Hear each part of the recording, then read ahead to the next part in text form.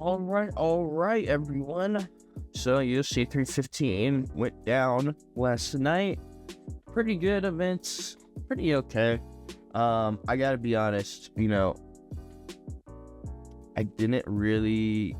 I watched, definitely missed Daniel Santos Young Lee. I was able to catch the Marc-Andre Barrial knockout against Bruno Silva. Stopped watching Navajo Sterling versus Ivan Ursuline fight. That was kind of boring. Ian Cutelaba also kind of a boring fight. Didn't really watch. Jazz Javiscus I watched. Good submission by her. Mike Malott versus Charles Radke. Great by Mike Malott. I was kind of hoping Charles Radke would take him out. But anyways, Benoit gets it done. Kind of expected, especially against a late replacement like Kyle Prepolek. Minus 1600, so I mean, you need a miracle of God for Kyle Prepolek to have won that fight. Alexa Grasso and Natalia Silva. Natalia Silva gets it done. Again, they had some good shots back and forth. Alexa Grasso was getting gritty and trying to get some entertainment in, but just couldn't get it done. Jose Aldo, man. It is such a shame that this is his last fight, and it has to be against Amin Zahabi. Are you fucking kidding me? We couldn't get a fucking Henry Cejudo or anyone else with a slight name that Jose Aldo could have ended his career on. But whatever, it's the UFC, man. Just expect that at this point. Unless you're Dustin Poirier, you're not gonna get a good retirement. That's just how it is, man. Moving up, Valentina Shevchenko, Manon Fiorot.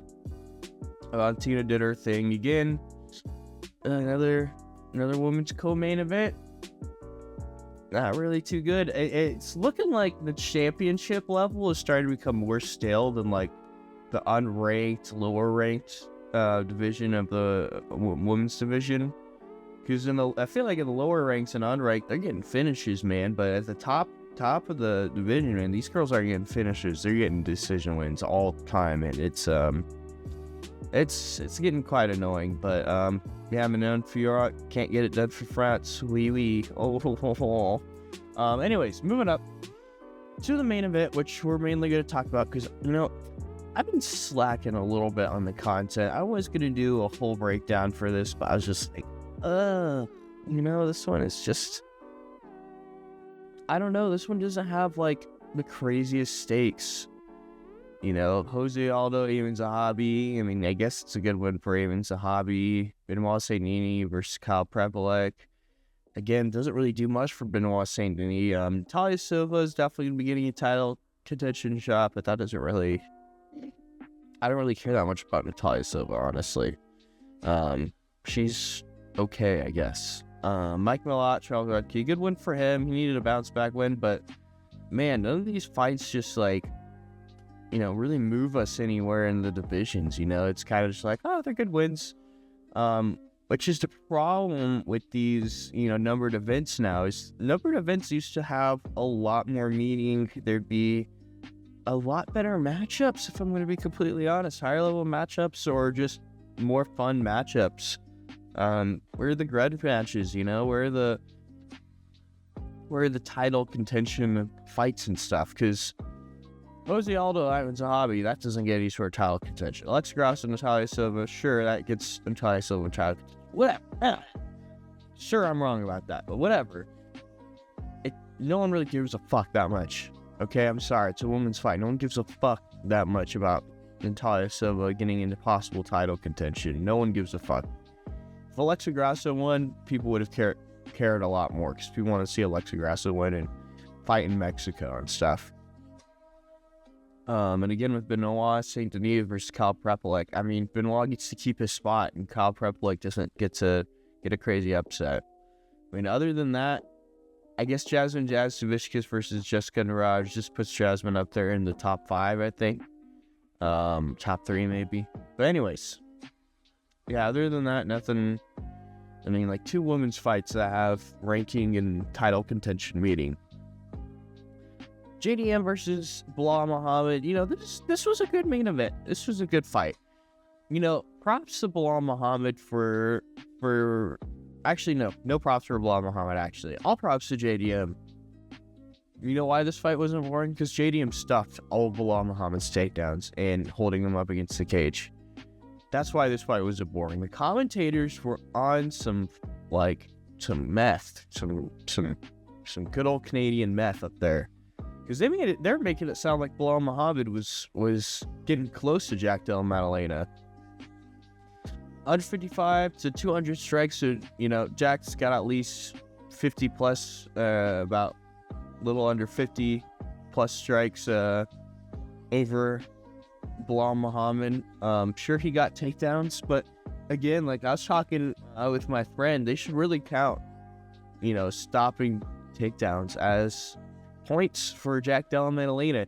If you are engaging to get someone on the ground and you fail at that, and now you're forced to fight their fight on the feet, I think that should come on something. You are being stopped. You are being physically stopped, and the guy is moving you aggressively, offensively. Maybe, sure, you can call it defensive shot or whatever, but he is moving his head up and forcing it to go up and shucking him out. That should count as a couple points for Jack. But anyways, I mean, for the most part, he dominated Bilal Muhammad, especially on the feet. Just way too good of head movement for Bilal Muhammad. He's not fought someone with boxing like Jack Della Maddalena. And I don't think anyone's experienced boxing in the UFC like Jack Della Maddalena is doing right now, especially with the head movement is really good. I mean, I shouldn't say not anyone's been like Jack Della Maddalena. I'm sure I can find maybe some examples of people who box like him or fight like him in the UFC. But man, he's keeping his hands real close and dipping and ducking and head movement and all that stuff like that. It was beautiful to watch. It really was. He might have got caught in a couple shots, for the most part. Very evasive, making Bilal Muhammad miss a lot of shots. And yeah, Bilal Muhammad had some success. He definitely beat up Jack a little bit in the face, but for the most part, Bilal Muhammad was getting cut up, pieced up, just, turned around and spanked, and then flipped around and then spanked again. But yeah, Jack Della Maddalena really did his thing. I am so glad he is the champion now. We're really going to get some crazy fights now at 170.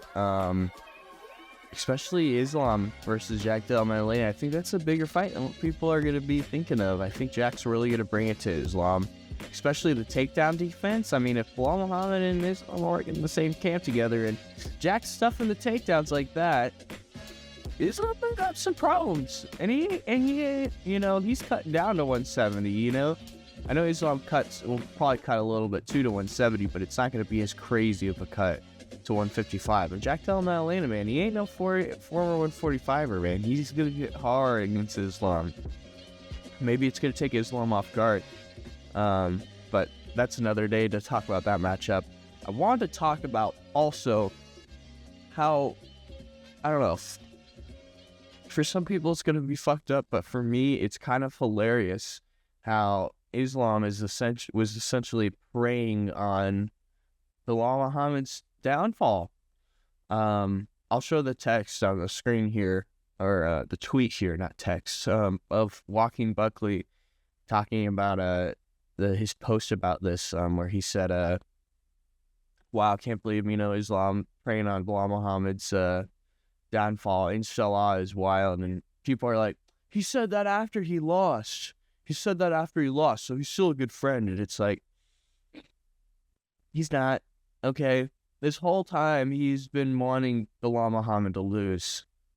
He wants to be double champ. And for whatever reason, and I think this is the dumbest thing in the world, they don't want to fight each other, or at least Bilal Muhammad doesn't want to fight Islam. I think Islam would have been perfectly fine to fight Bilal. Bilal, unfortunately, bro, he had in his hand that him and Islam were buddies, and that, Islam is my brother, he would never fight me, and yeah, we could just never fight each other at 170. He could go up to 185 though and beat DDP, I bet. Such an idiot, man. And I think if Bilal would have won, Islam should have moved up anyway. Oh, you guys can't fight each other because you're both Muslim and you fought in the same camp once? Like, are you kidding me? What kind of stupid, what do we're creating these crazy, weird boundaries, like, oh man, if I didn't train with him, still couldn't fight him because we're both, Muslim brothers because of that. It's like, Islam don't think the same way, buddy. He don't care. He don't care if you're Christian, Scientologist, Buddhist. He wants to be double champ, man. And unfortunately for Bilal Muhammad, man, he had it in his head that him and Islam were best buds, and Islam, he better get his fight book because I'm still gonna be coming out champ. That didn't age too well. And it really is crazy, Islam not even being like, keep your head up, Bilal. Like, you fought, you showed heart out there. Oh, Bilal, rest up. You'll get to fight again. I mean, if Islam is champ at 170, Bilal, are you just gonna sit there and just be like, well, I guess I'm not fighting anymore at 170, man. I guess I gotta go up to 180, 185, man. I guess I gotta go. I